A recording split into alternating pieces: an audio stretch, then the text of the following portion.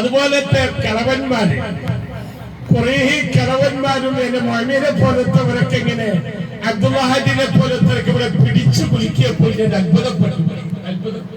പിടിച്ചു കുലിക്കളൊക്കെ എന്തൊരു മുട്ടാറുണ്ട് അതീമാനാഥ,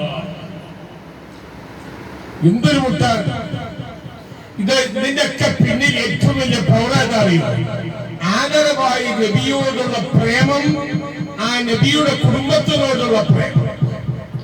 ഇമാം ഷാഫി റളിയല്ലാഹു അൻഹു തങ്ങളുടെ ഹദറത്തിന് ഒരാൾ വന്ന് ചോദിച്ചു, ശംസുൽ ഉലമയെ പോലത്തെ പണ്ഡിതനെ കാണോ, സുൽത്താനുൽ ഉലമയെ പോലത്തെ പണ്ഡിതനെ കാണോ, അറിവില്ലാത്ത തങ്ങൾക്കാണോ ഏറ്റവും വലിയ പൗരം? കേട്ടു പഠിച്ചോ, കേട്ടു പഠിച്ചോ. ഞാൻ പെട്ടെന്ന് തീരെ വയ്യ. ശംസുൽ ഉലമയെ പോലത്തെ പണ്ഡിതൻ, അതിനെ കവർ ചെയ്യാൻ ഒരു പണ്ഡിതൻ കേരളത്തിലില്ല. സുൽത്താനുൽ ഉലമയെ കവർ ചെയ്യാൻ പറ്റുന്ന ഒരു പണ്ഡിതൻ ഇന്ന് ലോകത്തില്ല.